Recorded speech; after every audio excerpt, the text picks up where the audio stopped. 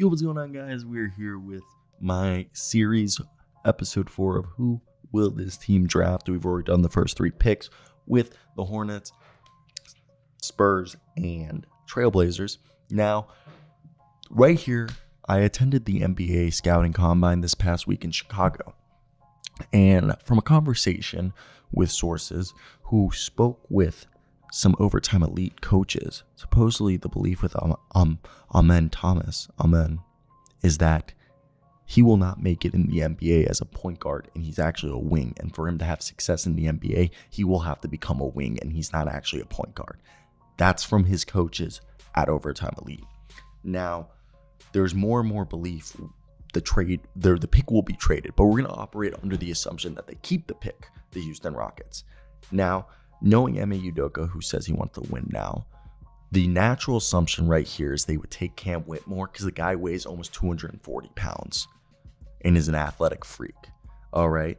So if we're under the assumption that they're looking for win now guys, the guy who can make or at least can play winning NBA basketball, because if they draft somebody right here, especially if they're trying to be a contender and they keep the pick, we're going to see this 4th pick probably play the Shaedon Sharpe role where it's like 15, 18 minutes a night, being kind of like an energizer. And that's where I think Cam Whitmore, because of his body, would be someone Ime Udoka would push for. So right here, let me tell you about Cam Whitmore. His upside is ridiculous. This guy's coming in about like 235 pounds, 40-inch plus vertical leaper who he plays like he's an athletic freak. He rises through contact powerfully, can throw down the meanest dunks. He's a shot creator, can knock down pull-up jumpers from behind the three-point line, and he's got a great first step. Now, defensively, he's a very good on-ball defender with real switchability, which Ime Udoka would like because of his strength and quickness. What the concern here is his overall feel as an offensive player. Whitmore has a historically low assist rate, consistently missing passing reads throughout his time with Villanova. So that's something he could improve, but his ceiling's immense, and that's why I think looking at Whitmore on the perimeter next to Jalen Green, Alperen Sengun, potentially James Harden, whoever else they bring in, and having a high-level ball handler and distributors around him would allow Whitmore, like James Harden and Alperen Sengun, to focus more on what he does best, which is score the basketball, and allow him to come slowly as a passer and decision-maker would be a tremendous transition with the threat of running alongside, James Harden in the fast break. And then the Rockets would undoubtedly, be great there. And I think we've seen that Rafael Stone and Ime Udoka are into the bigger, longer prospects with athletic tools.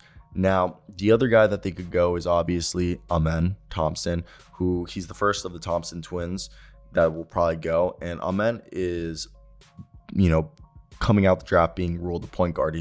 But again, what I told you earlier, people think he's going to have to be a wing.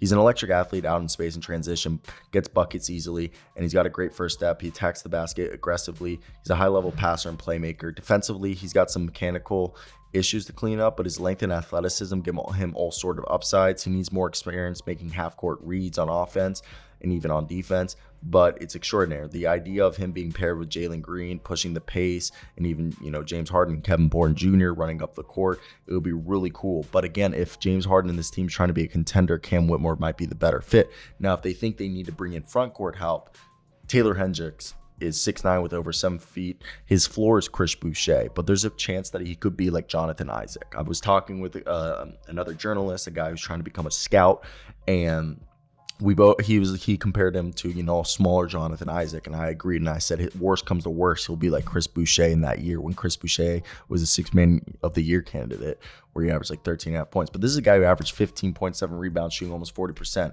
Yeah, he needs to become a better offense playmaker and ball handler, but you could see that he could be a 3-and-D guy, and this is the type of guy that Rafael Stone and Ime Udoka would love, with the long, athletic, high upside.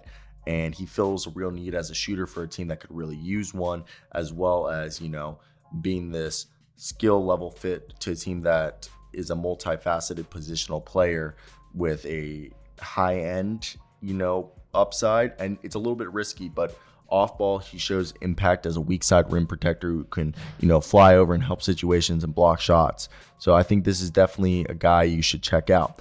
But with that being said, I think that's where we're going to leave today's video. I want to hear your thoughts. who you think they should draft. Again, I think it should be Cam Whitmore. If they keep the pick, again, you got to remind yourself that they're probably going to trade the pick. But if they do keep it, I think Cam Whitmore would be a guy that Ime Udoka would vouch for.